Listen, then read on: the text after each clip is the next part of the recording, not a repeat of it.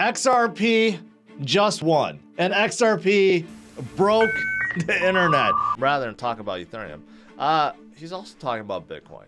He said good things about Bitcoin because he feels like the builder culture mentality is back because of Ordinal's inscription, and he would love to see Bitcoin experiment with more layer 2 solutions, not just with payments, but with everything else. Maybe with smart contracts, or maybe with, just some other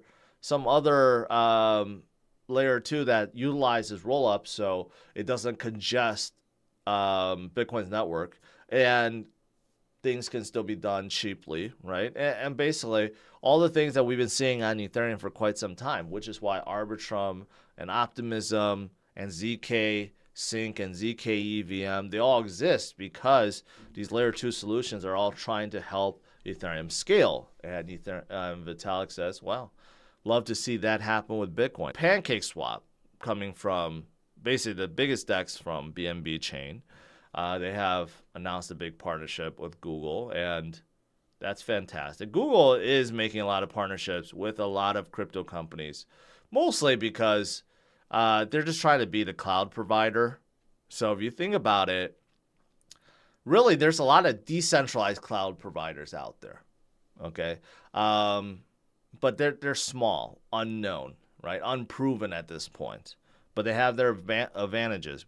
For example, Flux, they're much, much cheaper if you're hosting on them versus Google, but they don't have the name recognition. Recently, people have noticed, why is Solana pumping? Solana has been weak, really, really weak. And I got curious, why is Solana pumping, right? Is it just because people are going back into Solana, or maybe some hot NFT sale, right?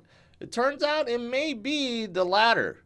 So Coca-Cola and Solana are teaming up in Serbia, and there's some kind of music festival where Coca-Cola NFTs can be redeemed or bought, and this is on top of Solana, right? Solana does have a decent NFT marketplace. A lot of these chains, if you look at their volume, it's mostly from NFTs. Solana is one of them. Cardano used to be another one, but I think now Cardano, some of the dApps have taken over the volume. But a lot of chains, if you look at most of their volume, is from NFTs. So this is bringing some excitement back to Solana. Unfortunately, Algofi, which I believe is the biggest DEX on Algorand, is shutting down voluntarily. Not do a hack, not do anything malicious. They are just shutting down because they can't make money. Or it could be because the SEC has declared Algorand a security, so they don't want anything to do with that. So basically, they will be going into withdrawal mode soon. And I don't know what that means for Algorand, if there's any other DEXs that will be coming on board and taking its spot, because as far as I know, that they're like the only DEX on Algorand. Look at this headline. Bank of America fined $150 million for consumer abuse, including fake accounts and bogus fees. Okay, so the bank charged multiple $35 overdraft fees for same transaction, failed to properly issue rewards to credit card users, and signed up customers for credit accounts without their consent. I mean, seriously, replace Bank of America with any crypto company and they would be halted and shut down. Now, what about that $30 trillion? What's going to cost $30 trillion to come into this space? Am I making it up? Well, no. I saw this. This is coming from a Bloomberg ETF analyst, okay? So this is coming out of Bloomberg. A lot of you guys have heard of Bloomberg and a Bloomberg terminal, right? I mean, this is coming straight from one of their analysts that claims that once we get a Bitcoin spot ETF and once we get more, 30 trillion will flow into cryptos, okay? That's a large number. Okay, the ETF, to quote, the ETF is the format that boomers and financial advisors prefer their investments to be delivered in, meaning the older generation and the wealth advisors and financial advisors, the institutions, they rather just buy ETF than deal with physical or real Bitcoin because there's a lot of things to worry about. They rather just buy an ETF, right? So that makes a whole lot of sense. Now, according to him, before BlackRock's application, he thought there was only a 1% chance that a spot Bitcoin ETF will be approved. Now he thinks it's more like 50%. And to quote, these are very smart people and they don't just apply on their own. They're clearly seeing something they think they could get through the regulators. Again, we're talking about BlackRock, the largest asset manager on the planet. So that makes sense. They're not just going to keep applying to get rejected. They're working their magic behind the scenes, pulling the strings. And Gary probably received a call or two from Larry Fink saying, hey, you need to make this happen, right?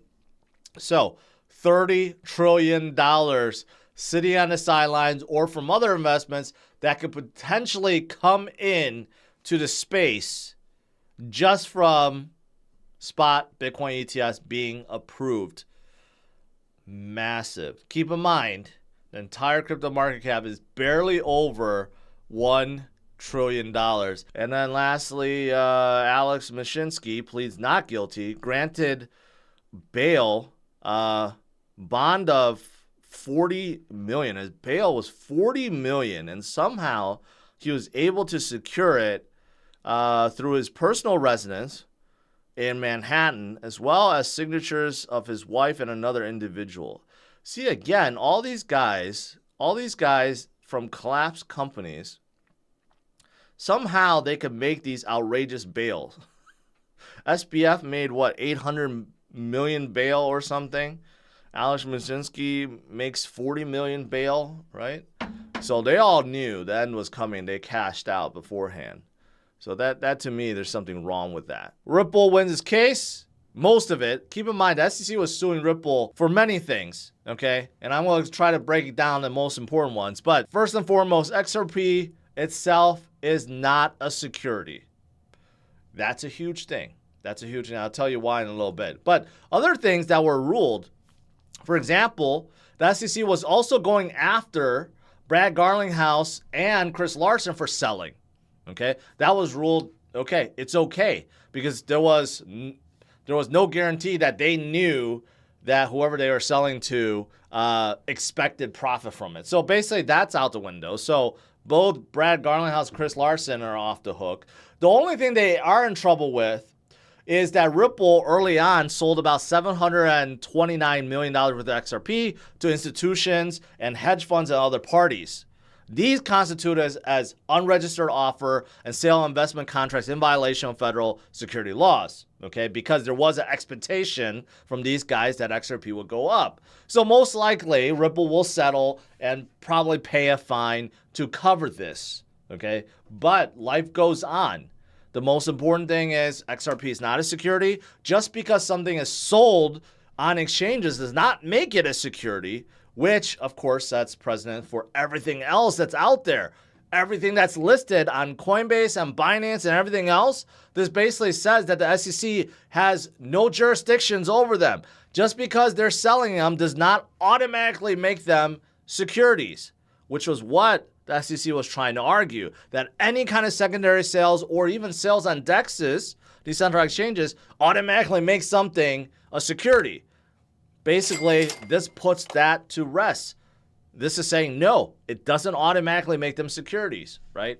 So basically, for the most part, this is a huge win. Whatever fine that is, probably going to be small, okay, for that first sale. And we have seen other companies, pay a small fine or something. But this can't be what Gary envisioned, right? Gary tried very, very, very, very, very hard indeed, to delay this case, to stop the him and emails and everything else from coming out, right? Appeal after appeal after appeal. Basically, he lost. And this is just the beginning. This is just the beginning, okay? These 20%, 20, 30, 50% gains, right? Really, it's nothing compared to the parabolic run that we'll all witness in 2024 and 2025. This is just the beginning, but it's huge. It's huge. You know, of course, everyone's talking about, what about XRP? XRP, of course, is much stronger now. The fact that it is not a security, okay? Not a security, of course, makes people want to FOMO in. That's why it's up like 80%.